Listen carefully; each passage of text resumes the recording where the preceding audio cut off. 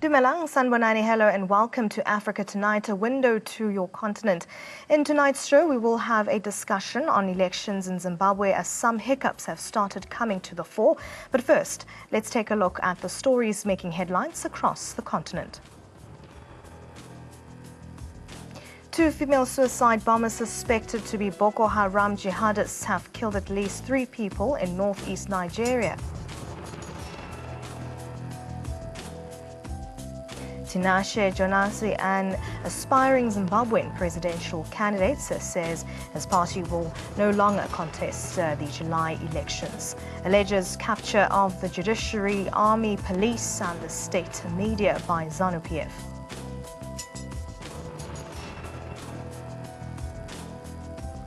And a heroic Malian migrant is set to be honored with French citizenship following his daring rescue of a small boy from a balcony in Paris. Stay tuned for more.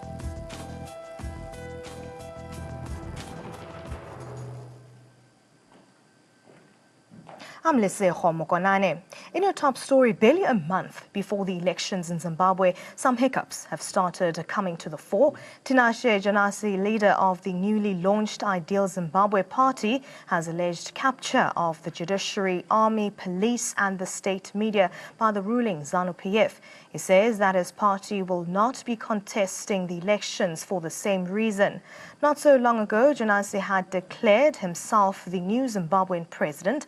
Apart from alleging that the army is running the elections and that the voter roll is stuffed with dead people, Jonasi accuses Emmerson Mnangagwa of being an illegitimate president who cannot oversee an election. He also alleges the ruling party of using state resources to campaign.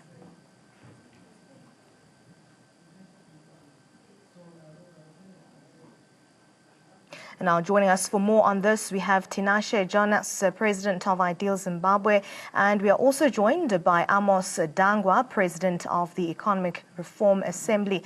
A very warm welcome to you, gentlemen, and thank you so much for your time. Thank you for inviting us to your show. And now, Tinashe, you have alleged that there is a capture of the judiciary, the army, the police, and the state media by the ruling ZANU-PF party. What evidence do you have when it comes to this allegation? Okay. Zimbabwe being a military state, meaning that Zimbabwe is a country run by the army.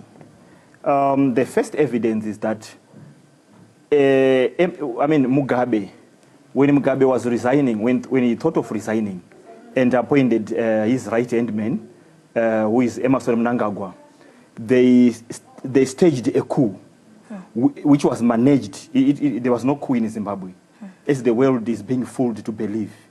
It was a way to, because ZANU-PF is not supported in Zimbabwe.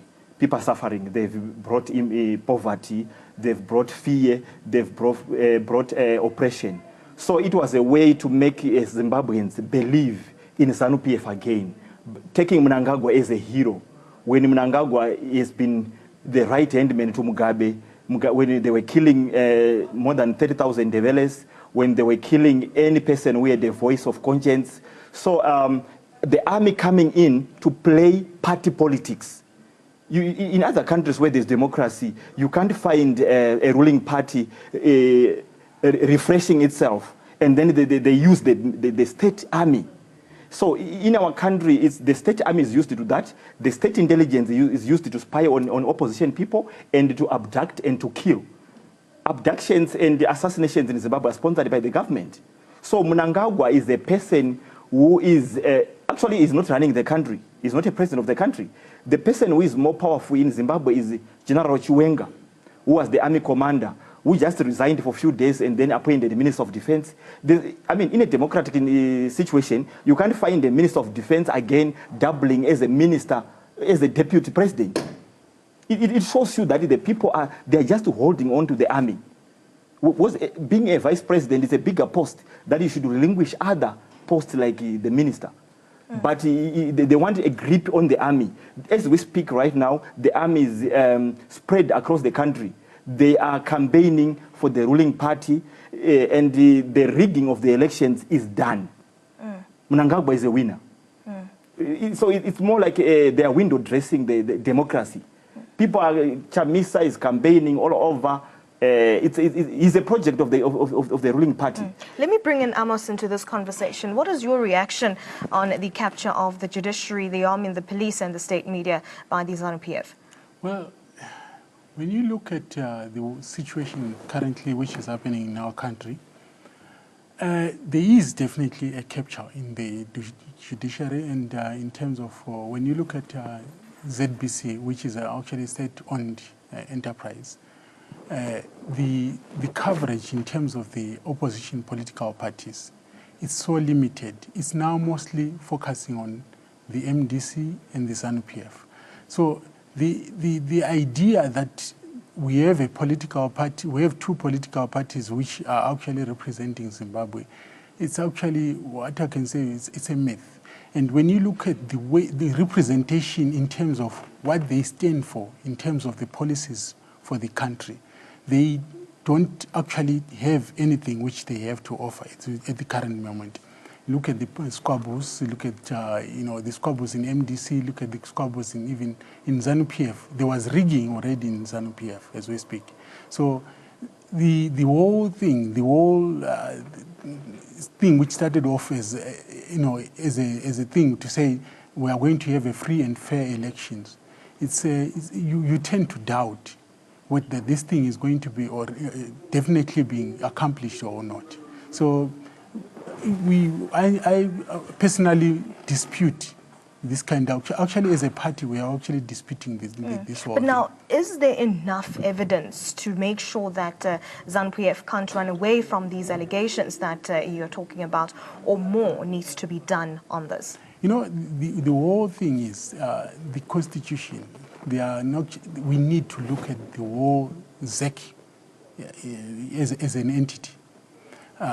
Is it representing Zimbabwe as we speak? It's not. Previously, when I was in one of the meetings where ZEC was actually representing, and I highlighted, the fact that during their ways of notifying the public on their meetings, they don't actually put that across for everyone to know that there are certain meetings which are supposed to be held for anything which concerns the citizens of Zimbabwe. So what we are saying is we don't have that openness in our political environment. So we are saying, why don't we have a situation where even when you look at the 2013 or 2008, you have an audit on how the elections were rigged, so that at least when we come forward to the next elections, we know that everything which has been looked at has been, has actually been put on the table for everyone to know that they definitely we are going to have a transparent way of running the elections. Tinashe, what more have you done as the president of Ideal Zimbabwe to call the government out on these allegations? You don't have a platform in my country to address any issue to the government. Because, for example, let me tell you, we call it the Zimbabwe Electoral Commission, ZEC, the independent body, so-called independent, which runs the elections. The leader of that body is a CIO. That's a Central Intelligence Organization. Secondly, she is a High Court judge, meaning if the elections are disputed, I should, as an opposition leader, I should take a petition to the High Court, where she sits as a judge. That means she's going to judge her own mistakes again. Thirdly, her husband is the coup announcer, General Sibusiso Moyo, who announced the coup, who is the top official of the ruling party, who is the current Minister of Foreign Affairs. So, basically, if an opposition leader can win the election, it means she has rendered her husband jobless. In a democratic society, you can't have a referee. Your husband is a player in the election, and then the wife is a referee. Already, she's compromised. Again, we do have Russia. Russia is still, being alleged to have rigged American elections. And as we speak right now in Zimbabwe, Russia is a major player. So Israel, there's a company called Nikuv, the intelligence company whatsoever, which has been rigging elections in Zimbabwe.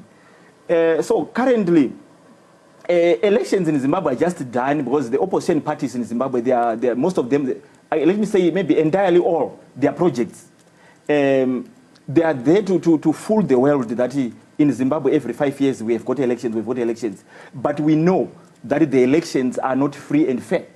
But it's a matter of just sponsoring.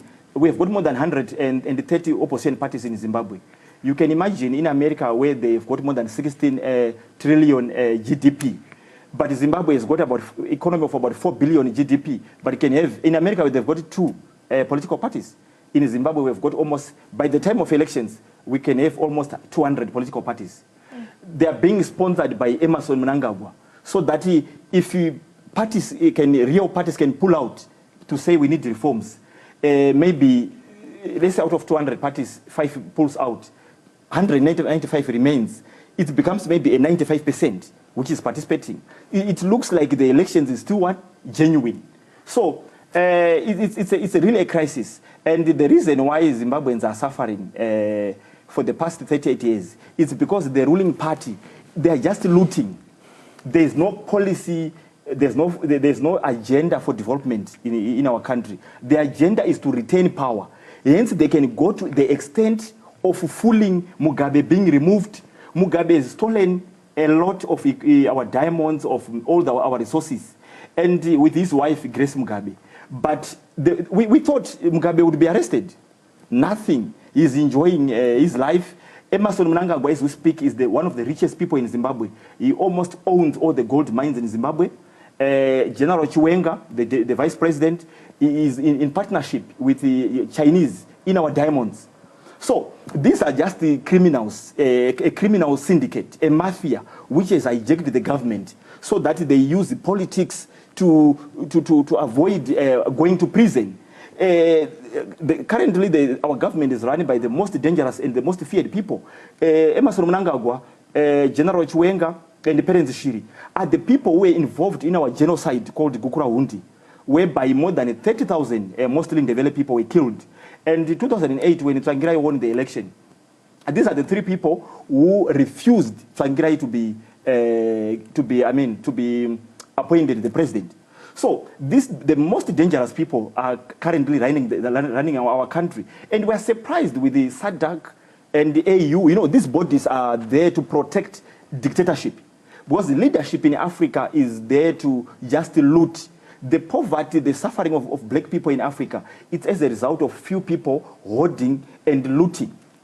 But now I hear your points, but I understand that your party will not be contesting these elections because of the state capture that is taking place, and you've mentioned a lot of other points as well. Yeah. But now the people of Zimbabwe need parties that will stand up for them when corruption is taking place, which I'm assuming that you are the party that the people of Zimbabwe should be voting for, as you have been saying that you have noticed all the state capture that is taking place. But why don't you want to continue being that alternative voice for the people in Zimbabwe to take them out of poverty?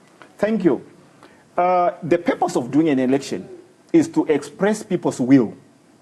That means if 5 people want to vote for my party, they should vote for my party. And the result should be coming out as 5 people voted for my party.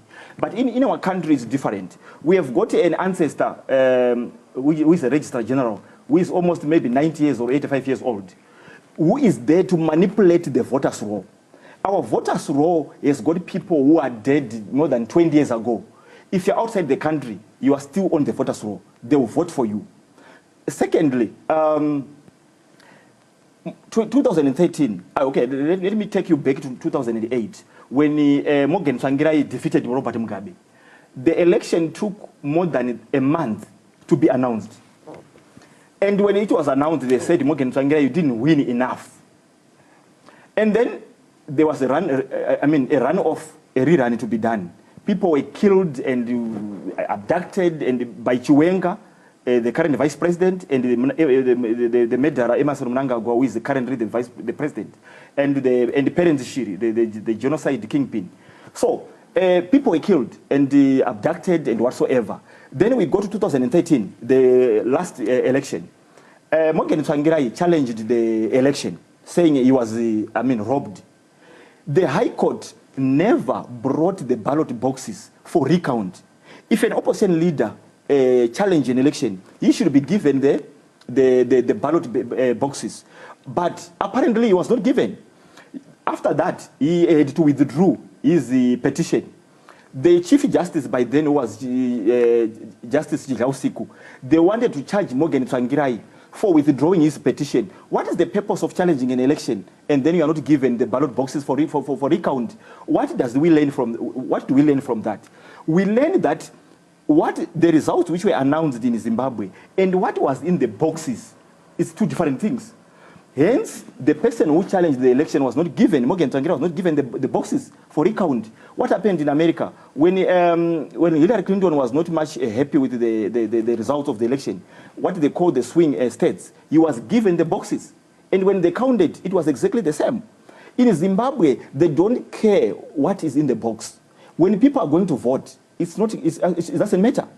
We know by now that the election is done and sealed. Emerson Mnangagwa is won. So what we are saying as I do Zimbabwe is that last month when I was launching my party in Zimbabwe, I've declared myself the civilian president because Mnangagwa is just a military stooge. General Chiwenga was supposed to be the president. But because the world was watching, he had to put a stooge, which is Emerson Mnangagwa, so that the world would say Zimbabwe is under civilian rule, when it's under the military. So I've declared myself the new civilian president of Zimbabwe, so that I represent the poor, the oppressed, the impoverished. To say, Zimbabweans, what we need now is ideal fire revolution. We need to realize that as 15 million people, we can't be oppressed by three devils, which is Mnangagwa, Chiwenga, and Parents Shiri. But then I don't understand, does this mean that it allows you to now pull out of contesting? Okay.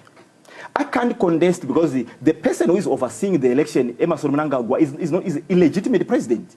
So the upcoming election to us, it's a congress for ZANU-PF. Because the state media, they capture it, the intelligence, they capture it, the army, is captured. So we need, so in the national election, I'm uncontested. Because I can't participate in a ZANU-PF congress when I'm not a member of ZANU-PF. Let me bring in... so it means the winner of the upcoming election is a ZANU-PF person. So right now I'm urging Zimbabweans, we want to rise and drive these devils into the gates of hell. Zimbabwe needs a revolution. We don't need an election. Because if we do an election, we are actually playing their game. We need a peaceful revolution and take them out of power because they've failed, they've wasted our 38 years. If peaceful doesn't work, a full-blown war. Let me bring in Amos into this conversation. Just quickly, what needs to be done to expose these allegations of corruption so that other parties are not coming out and saying that they will not be contesting in the next coming elections? You know, let me revolve around the question. You know, I think Zimbabweans, as Zimbabweans, we're missing the point. We're in a crisis, and we need to acknowledge that. And we need to actually put our heads together, regardless of what the wrongs and what not which has happened between everyone. We need to acknowledge that there's a problem in Zimbabwe. As long as we continue pointing fingers to ourselves and say, you know what, you are the ones who's wrong and this other person is wrong, we will never accomplish anything. So basically what we need to accept is that we are in an economic situation, economic crisis situation. And what is it that we need to do? We need to put our heads together. We don't have to continue pointing fingers to ourselves to say, you know what, this person is wrong and this person is wrong. Because it will never give us any headway. So basically, as ERA, we have said to ourselves, you know what, why don't we all as Zimbabweans understand that the biggest problem in our country is the economy? And how do we accomplish that to actually put ourselves out of that? We need to work together. Regardless of whatever the past, whatever has happened before, this will never give us any headway. So what we need is to ensure that we work together, find a solution to our problem, maybe, you know what, even forget and forget about the past and find a solution on how best we can actually accomplish this. This is not going to work as long as we continue fighting together and saying, you know what, this person has done this. And this, you know, even as a family, we have differences. So we need to understand that we are Zimbabweans and we are a family. And as a family, what is it that we need to do? We need to work together. And how do we come out of that? We need to work together as well. So the whole issue is, how do we work together to find a solution to our problem in Zimbabwe? Do we need to continue saying ZANU-PF has done that, or MDC has done that, or IRA has done that, or IDEAL has done that? It's not going to give us any headway. So the best solution is to put our heads together, have a common ground, find a solution to our problem. We are now a laughing stock. We actually broadcasting in another country, and this is not really what we are supposed to be. We need to be working together to find a solution on how best we can actually forgive each other and move on. Because it's not helping us. And now I also want us to move on to another discussion that I want to also talk about that involves Zimbabwe. Zimbabwe's former President Robert Mugabe once again failed to attend a parliamentary hearing today. He was due to give evidence on corruption in the diamond mining industry at the hearing. Lawmakers are seeking to question Mugabe on his 2016 claim that the country lost $15 billion in revenue due to corruption and foreign exploitation in the diamond sector. Mugabe was ousted from office in November after 37 years in power. He had failed to attend the hearing last week too without giving reasons. The committee on its part has offered to interview Mugabe at his residence. Now joining us over the phone line for more details is Zenzele Ndebele, Zimbabwean journalist, and still in studio we have Tinashe Jonas and Amos Dangwa. Thank you so much for joining us, Zenzele. Now, this is not the first time Mugabe failed to attend a parliamentary hearing where he was due to give evidence on corruption in the diamond mining industry. Now, reasons have not been given again. What more do you know? From what we know, basically, is that this is the second time that the former president was invited to Parliament and he did not turn up. And there were no specific reasons why he had not turned up. And the Parliament committee actually said that they were going to write him another letter and invite him to turn up on the 11th of June. And if he doesn't turn up, then they are going to summon him to Parliament. Basically, they have a few options now because before the new constitution in 2013, the Parliament had the powers to actually order detention of for an individual, an MP or anyone who didn't come to Parliament. They would charge you for contempt of Parliament. But that clause was actually removed in the Constitution of 2013. So currently, their options are limited. They can only invite him, and if he doesn't come, they can also probably write another letter. The question is basically, what is it that they want to do? Because the guys that have come before them, Obet Mpofu and other ministers who were in the diamond industry, really didn't give convincing answers on what happened to the money. So probably this is just a statement to try and please people by just calling the president. But I don't think the former president. But I don't think there's really something or much that they can do to actually get answers from the president. But also maybe what people keep asking themselves is that the president, former president, not come willingly, or he was stopped by the current administration not to come to Parliament because it might implicate them in the diamond. And now, Zenzele, according to reports, it is said that Mugabe is not being prosecuted. How true is this? Mugabe is not being what? Is not being prosecuted. Well, yeah, this is not a prosecution because all what they want to do is to call him to Parliament to give evidence on what he knows about the diamonds. Because all these diamonds saga started with him in 2016 when he said over 15 billion had been lost through leakages in the diamond industry. So everyone has been saying that 15 billion worth of diamonds have been lost, and they want to find out from him where did he get the $15 billion figure, who was in charge, or where did this money go? And it's more like getting answers rather than actually prosecuting him. So he's not being arrested, he's not being prosecuted, but the committee just wants to gather evidence on what happened with the 15 billion, which he said disappeared while he was still the president.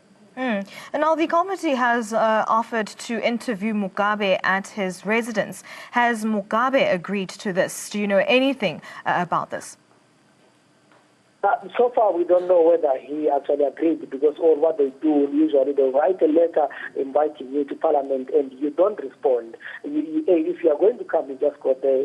So most of the times, people are invited by Parliament to not respond to say, I'm coming. They usually write when they are not coming. But they've not heard from Mugabe, so there's not been any official communication from Mugabe on why he is not turning up, whether he wants the venue to be changed to his house. No one really has the information. So they just keep hoping that one of these days he's going to turn up to Parliament and give evidence. Mugabe's authoritarian regime was accused of siphoning off diamond profits, and we understand that the Mines Committee chair wants to find out more information around the diamond profits. Now, we understand that journalists were able to actually communicate with the committee. What are some of the questions that they need Mugabe to answer? Did they give you this information?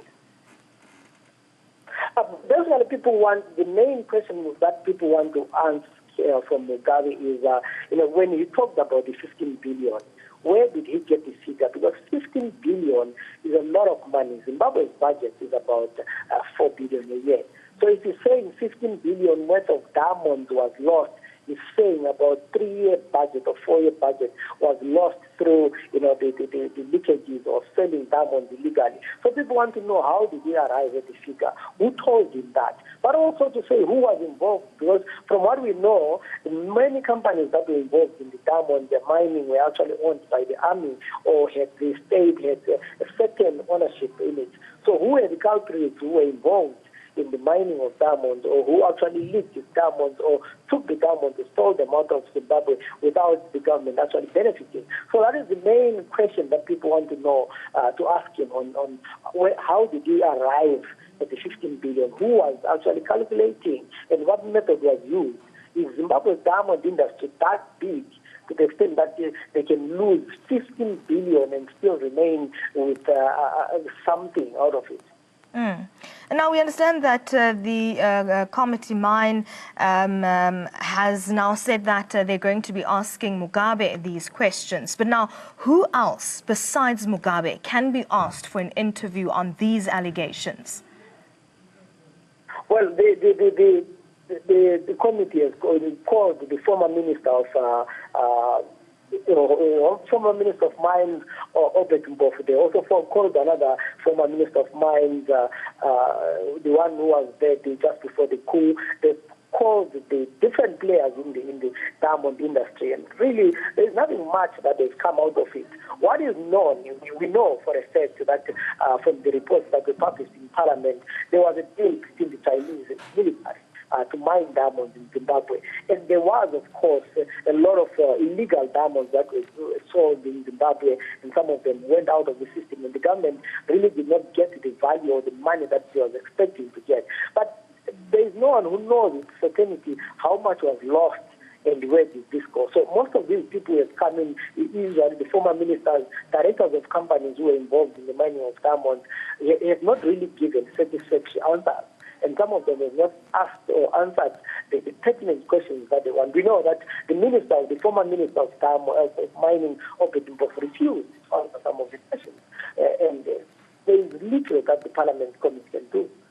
And now we know that the committee has gone as far as saying that they will actually go to Mugabe's residence to actually get those answers from him and find out more around this scandal. But now, have they estimated in terms of how long will it take in terms of trying to actually get answers from Mugabe, because this is the second time that they have struggled to actually get an interview with him?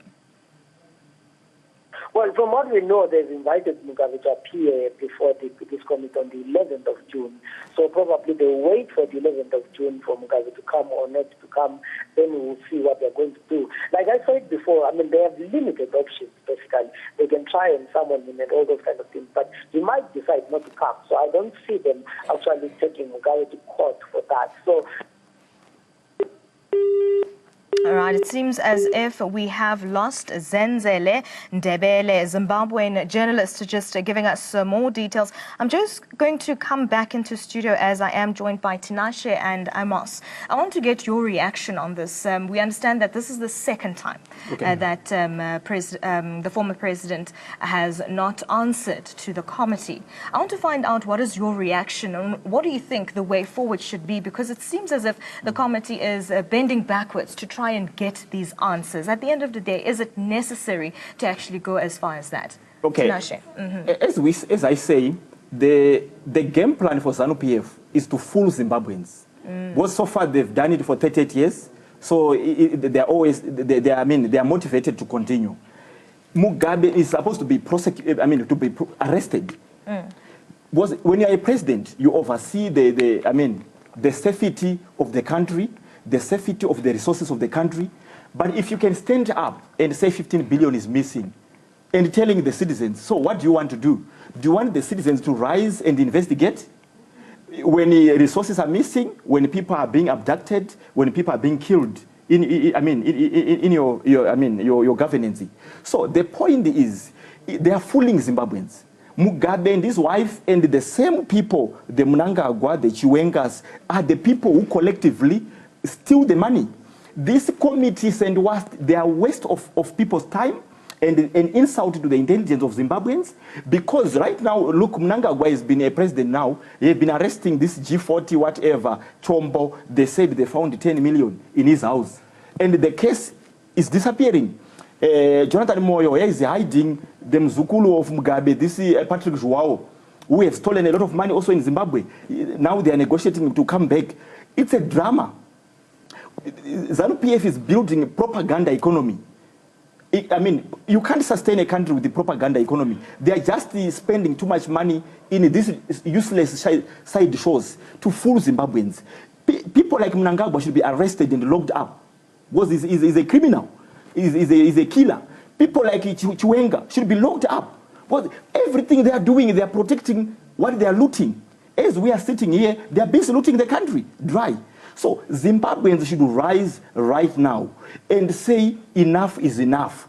ZANU-PF, we know how you rule. You have brought 90% suffering in this country. So ZANU-PF, whether they win elections or they lose, Zimbabweans should stand now and rise, and we take them out. We can't negotiate freedom. We can't beg for freedom. The freedom project is not a free thing. If some should sacrifice their lives. As I'm sitting here, whether they arrest me or they kill me, I don't care. Because I can't delete my conscience and look aside when people are suffering. And right now, because they are sponsoring Mnangagwa and versus Chamisa, the world is looking at a two-race election. There's no two-race. The Chamisa who people have got hope for, 2015 somewhere there, Mnangagwa is owning a petrol company, garages like engine here, called Zwa Petroleum. The same Chamisa was the lawyer who represented the workers who was representing Mnangagwa when Mnangagwa fired the workers without compensation. And Chamisa represented Mnangagwa. So as we speak, Chamisa is a family lawyer, a company lawyer of Mnangagwa. The same Chamisa has got trucks which are working for Mugabe's companies. So this Chamisa is an intelligence officer, is a project of ZANU-PF to fool Zimbabweans that Chamisa is going to win. He's young. He's not going to win. And Chamisa, where he sits now, he should be ashamed that he's giving Zimbabweans false hope when he knows that this election is run by the military. Let me bring in Amos into this conversation. What's your reaction around this? Look, Zimbabwe has been run by the same family, which is ZANU-PF, from 1980. And then it goes back. If my history serves me well, I think ZANU-PF was formed around 1964, somewhere around. Now, this is a family. And we are saying, 2018, let's arrest this family. People who have been staying together, we have been dining together, we've been phoning each other almost on a daily basis. And then you say, let's arrest this person. Let's summon him to come on to parliament. The other day, I was actually watching this committee, which was actually, the only person who was talking during that debate was Themba Mliswa. And the rest of the other individuals were actually busy on a cell phone. And I'm saying the level of concentration, the level of, the input in the whole system is not there. So what is it that we look forward to achieving with this particular committee? We won't achieve anything. That's why, hence I was saying, you know what? Let's put a demarcation. Gentlemen, we've messed up. We're drawing a line. From now onwards, whoever does this, let's find a solution. We arrest. We forget about the past. Because forgiveness, I remember well, Mandela got to a point where he said, let's forgive and forget. And that's what we need to do in Zimbabwe. We need to forgive and forget. We will continue digging in our archives. Everyone has got his own, bad side of life. So we are saying, let's find a solution and find a way of moving forward. The more we look at what the history has for us, the more we'll continue moving on the same position. So the issue of Mugabe being summoned onto that, it's not a reality. As long as the current government is still running the country, there's no way we can achieve that. So hence I'm saying, it's a dream. They can continue. You can have 1 or 2 people from the committee who are actually gunning for that, but it's not going to achieve anything for us. So that's why I'm saying, let's move forward. So you're saying that you should rather do away with this committee that has been formed? This committee is all diluted. Remember, ZANU-PF, in its operations, it had CIOs. So the chances are, within that committee, we have more CIOs within the committee. So the chances of it achieving its objective, they are very slim. That's why, hence, I'm saying, you know what, we need a new leader, someone who's going to acknowledge that there are wrongs which have been done before. And these wrongs have to be moved on. We need to forget about them and move forward, because it's not going to achieve anything. We can continue and pointing fingers. I can tell you, most of the ZANU-PF committee members within ZANU-PF, they're all dirty. But the issue is, do you think these people are going to actually arrest each other? It's not possible. It's 37 years of working together, and then you say, I arrest my friend. But now, what we have also noticed is that the committee is saying that they will even go to Mugabe's residence to actually just hear from him. They're not looking to prosecute him. They just want to hear the story, and they're saying that they have some questions for him. What do you think? You can question the person, but does it mean you get any answers from that person? It's at Mugabe's, actually, what can he has to be the one who answers. He has to think of how he can answer that particular question. The guy is 84 years, 85 years. Give him a break. Forget about that. Let's focus on the things which you have to move from now. Because this issue of bringing Mugabe back, it's not going to achieve anything. The guy was so dirty, and you know it. Why didn't you, all these guys could see the dirtiness in him. MDC was part of the whole issue in the 2008. Why didn't they bring all these issues before? They want to bring them out because he's out. Why didn't they bring them in the first place? So it's not going to give us any headway. So at this point, it seems like everybody's hands are dirty, and there's not even one person that can be questioned on this. It's exactly. Yeah, the point is, the accused and the ones who are supposed to look for justice are the same. It's just a criminal syndicate. This committee, which is led by also this Themba Mliswa, who is trying to be a hero, like he's clean, is the most, I can say what? Is the person who is known in our country as the person who extorts from other politicians. If maybe he knows something about you, he has got to call you and he wants money. If you don't pay him, he's going to expose you. So the person who is actually prominent in that committee, Themba Mliswa, is the West. Zimbabwe would ever need as a citizen. I want to bring in another discussion that I want us to look into. Meanwhile, the coalition of Zimbabwean human rights groups has claimed that police officers in Zimbabwe are still using arbitrary arrests to intimidate citizens. The Zimbabwe Human Rights NGO Forum is calling on President Emmerson Mnangagwa to end abuses perpetrated by the country's police officers. Releasing its latest human rights report, the forum said it had received complaints about 52 unlawful arrests and harassment in 2017. The NGOs have claimed a lack of justice and accountability in cases of police brutality. And now still joining us in studio for this is Tinashe Jonas, President of Ideal Zimbabwe, and we also have Amos Dangwa, President of the Economic Reform Assembly. Now, I'm going to come to Amos. We've heard what the NGO has said. What are your reactions around this report? Well, basically, from our structures, which are in Zimbabwe, well, it's their report.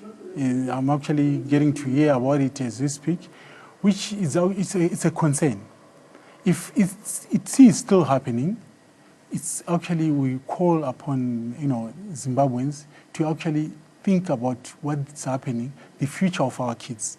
This is no more about these current people, the current guys who are actually ruling the country. It's more about the future of our kids. We can continue, we can fight, we can do anything, but are we making any progress as Zimbabweans? We are not. You can find few individuals who can actually perpetuate for all this kind of, the violence and everything. But that's not going to give us any progress. As much as we can put human rights and they start fighting and all that stuff, it's not giving us any. People we need to acknowledge. We need to accept that Zimbabwe is in a crisis. And as much as there are human rights which are being abused, we need to acknowledge that there's a problem.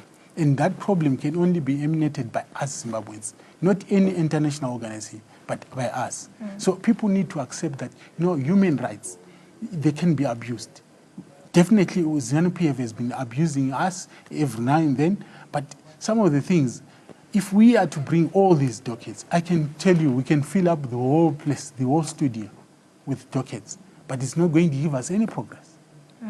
Let me bring in Tinashe into this conversation. The Zimbabwean Human Rights NGO Forum is calling on President Emmerson Mnangagwa to end the abuses perpetrated by the country's police officers. Has much been done to adhere to this call made by the Human Rights NGO? Okay. If ZANU-PF and Mnangagwa can respect human rights, it means they're out of power. Because in a democratic country, people choose who they want to lead them. In Zimbabwe, ZANU-PF doesn't even have more than 10% support in the country. Their support, 90% or whatever it is percentage, is augmented by the military. So the mere fact that you rule by decree, you rule by the army, your tool is not democracy. Your tool is fear. Zimbabweans, even, to talk politics openly, they can't do it. They do it on social media, whereby they are using, fake accounts. Because you can disappear, and the government doesn't investigate. Emmerson Mnangagwa, he has been Mugabe's dirty handman in assassinating, in killing people. He's the most dangerous person, actually more than Mugabe.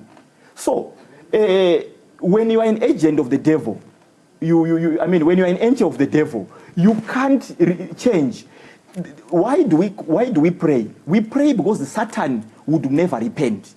If Satan was going to wake up any day and repent, then there was no need of going to church. But we go to church from the day we are born until we die, because the devil won't repent. Emmerson Mnangagwa, it was a change of face from Mugabe to Mnangagwa. Their difference is the face and the names. The world would understand that Mnangagwa is the most dangerous person.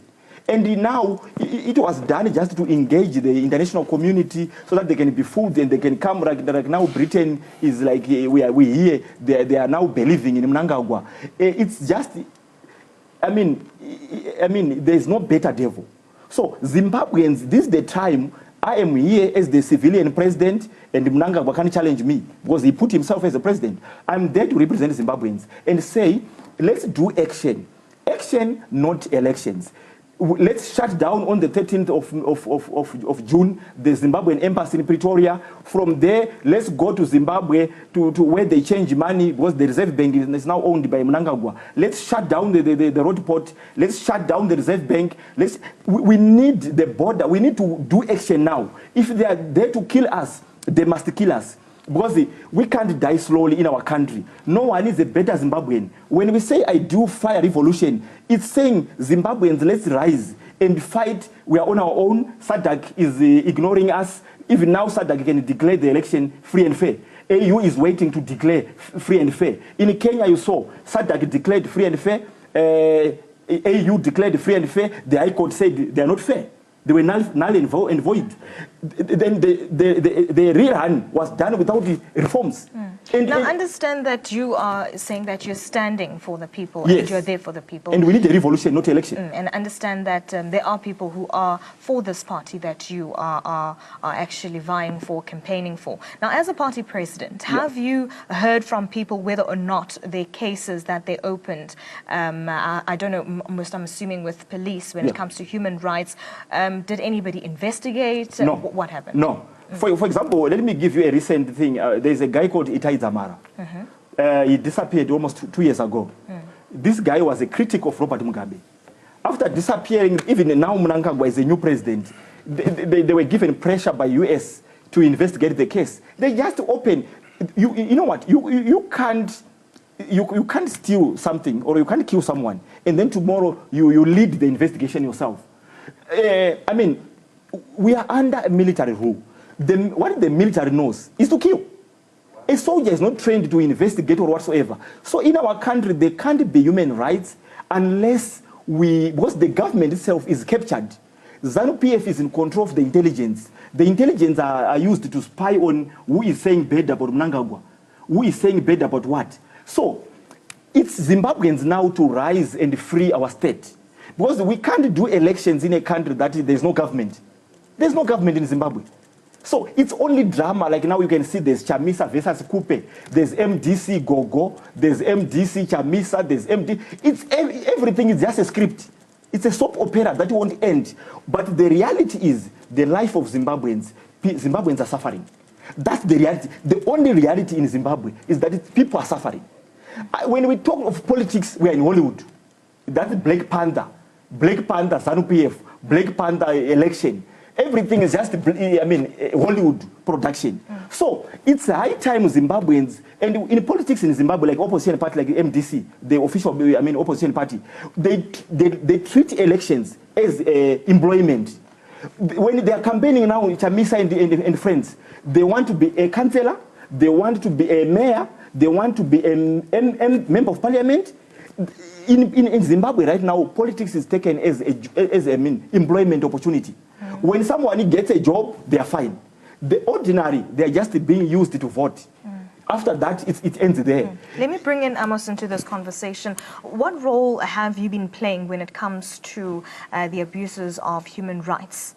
Okay. What we have actually noted within our organization, for every individuals, when we find that we are being beaten up and all that stuff, we had one incident where it happened in Keta, where one of our members was beaten up. And we actually encouraged him to get into the police because we are not in a situation where we have to fight each other. We said the biggest problem with ourselves is the economy, and our only enemy is the economy. We don't need to fight each other. Everyone has got a problem that the economy is the main figure which has actually made us to the way we are. So what is it that we need to do? Is to find a solution to our current, poverty situation. To say, okay, how is it that we can actually move out of this? Is it that we have to fight? Is it that you have to bully the other person so that he can support? No, it's not the issue. The issue is to find a solution to our economic situation. And that situation requires each and every one of us to work together for the betterment of the country. And your issue of fighting each other it's not going to yield anything. You can have all the hooliganism and all that, but it's not going to yield anything. So what we have in our members, we have encouraged people, there is no need for you to retaliate. If you find that there's a problem, just go to the police. Find the police, it might take long in responding, but that's the only option. The more, when you are fighting even your neighbor, if you find that he's raising his voice, if you keep quiet, there's nothing. You lose power. So that's the issue. You can fight, but the moment you continue fighting back, the more the thing goes back out of hand. Thank you so much, gentlemen, for joining me in studio. Unfortunately, that's all that we can discuss at this point. Thank you. And that was Tinashe Jonas, the president of Ideal Zimbabwe. And we also had Amos Dangwa, president of the Economic Reform Assembly. And we were also just discussing a few points there about Zimbabwe, that barely a month before the elections in Zimbabwe, there have been some hiccups that have started coming to the fore. And Tinashe Jonas, leader of the newly launched Ideal Zimbabwe Party, has alleged that there's capture of the judiciary, army, police and the state media by the ruling ZANU-PF party. But right now, moving on, 2 female suicide bombers suspected to be Boko Haram jihadists have killed at least 3 people in northeast Nigeria. The bombers detonated the explosives inside a house and near a mosque in the Mashamari area of Konduga, 35 kilometers southeast of the Borno state capital Maiduguri, last evening. Borno State Emergency Management Agency confirmed today that at least 3 people were killed in the 2 attacks and 7 others were injured. The attack came 2 weeks after 5 militia members were killed by a male bomber who detonated explosives concealed on him at a checkpoint outside Konduga. The attack comes close on heels of the May 1st attack, when at least 86 people were killed in twin suicide blasts targeting a mosque and a nearby market in the town of Mubi in neighboring Adamawa state. Killed and then 8 people was injured. But this morning, one of the victims has already been died, and we brought 7 people to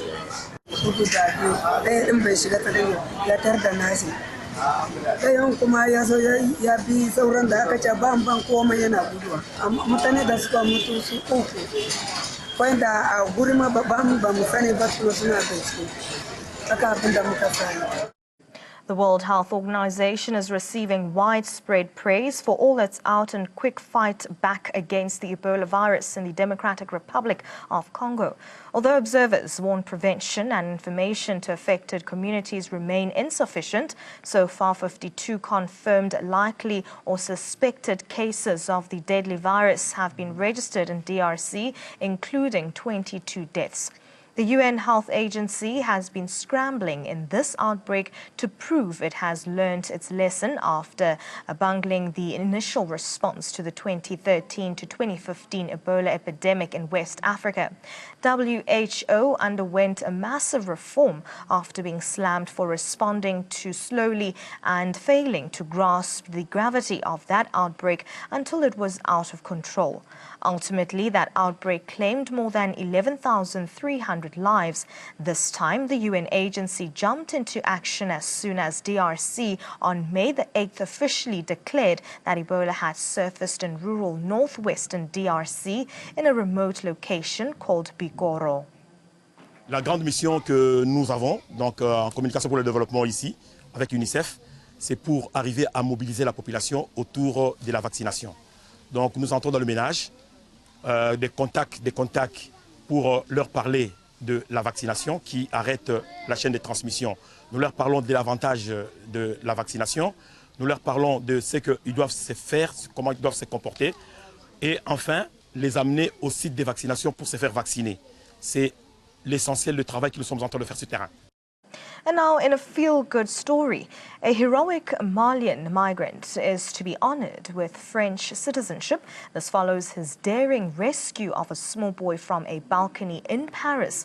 Startling cell phone footage shows the 4-year-old child dangling from a 4th-floor balcony. The 22-year-old Mamadou Gassama immediately begins to climb the outside of the building to try and save him. Spectators cheer him on as he pulls himself from balcony to reach the boy.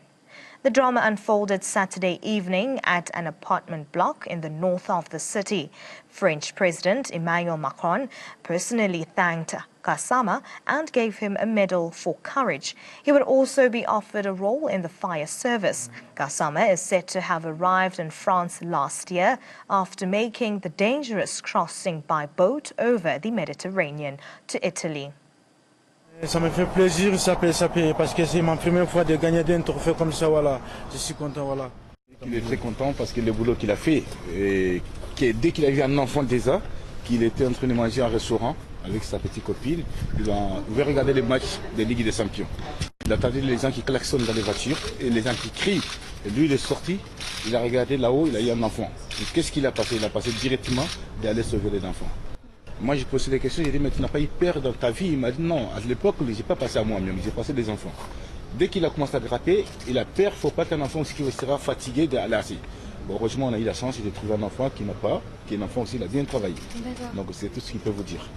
Back home, government, entertainment and academics big names have taken to social media to congratulate the newly crowned Miss South Africa 2018 Tamron Green. The 23-year-old medical student from Paarl was crowned at an event held at Times Square in Pretoria last night. Tamron beat 11 other dazzling young women from across the country to scoop the prestigious crown. She will also represent the country on a global stage at the Miss Universe pageant. This year, the competition awarded crowns to 2 competitors, one to compete in the Miss World competition and another in the Miss Universe contest. Green was crowned Miss Universe South Africa, while Tulisa Kay is Miss World South Africa. Kay is a University of Cape Town graduate. The event also marked 60 years since the Miss SA pageant first founded, and nearly 40 former Miss South Africa title holders took to the stage for a beautiful tribute. And now let's take a look at some congratulatory messages on social media. At Government ZA says, congratulations to the newly crowned Miss South Africa at Tamron Green, hashtag Miss SA 2018. Former Public Protector at Tulima Donsela 3, congratulations Tamron Green on being crowned Miss, hashtag Miss SA 2018. May your reign be fruitful and rewarding. At Miss_Lira, congratulations to the gorgeous Tamron Green at official_Miss SA, hashtag Miss SA 2018. And at Miss Petty Monru says, congratulations to at Tamron Green on winning hashtag Miss SA 2018. Hashtag Paul, you got one, and she is Baya Moy. And the last one there at official_Jub says, congratulations to hashtag Tamron Green for winning hashtag Miss SA 2018. It's a wonderful position you have taken for the country. Use it wisely and uplift every woman in the world. Let your beauty and your wisdom be a light for the nation to see.